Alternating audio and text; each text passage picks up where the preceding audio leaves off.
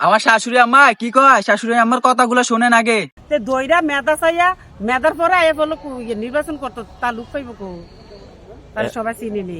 হাসনাতের পেছনে যে আমুল একটি দৌড়া, তার তো চরিত্র নাই। চরিত্র যদি থাকতো তারা কইল আমরা মারে ধরতে বাগাইছে, তারা আন্দোলন করে বাগাইছে। তারা চাইছে মেধা, তারা মেধা চাইছে, মেধা চাইতো গিয়া তো আমরা মারে বাগাই দিছে মেধা দিয়া। তো আমরা কি আর আবার এখন তার পেছনে দৌড়াই?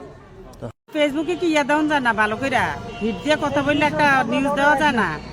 যারা দেশ নেত্রী, তারা নেত্রী, প্রাণপ্রিয় নেত্রী, ত্যাগী নেত্রী বাগাই দিল দেশের থেকে, তারার পেছনে পেছনে ধরে তারা কি লজ্জা শরম নাই? কিসের আমলিক করছে তারা?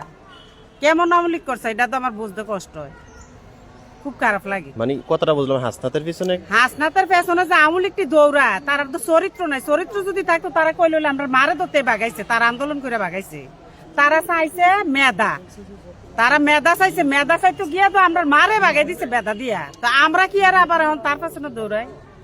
আমরা কি জীবনে নিতাল লইলে? হাসনাতে কেন রাখে? হ্যাঁ, হাসনাতে রাখবো, হাসনাতের দরকার। হাসনাত শূন্য জিরোতে আসছে, ওনার লোক দরকার, তারা বোঝে না। হাসনাত আসলে রাজনীতিটা করতেছে কারণ নিয়ে হাসনাত আমলিক নিয়া রাজনীতি তো করতেছে, আমলিক নিয়া। হাসনাতের সংগঠন আছে, কমিটি আছে, লোক আছে, আসছে ভালো কথা। নতুন প্রজন্মতে আস্তে আস্তে শিখবো, বুঝবো, করবো, পরে গিয়ে নির্বাচন করবো।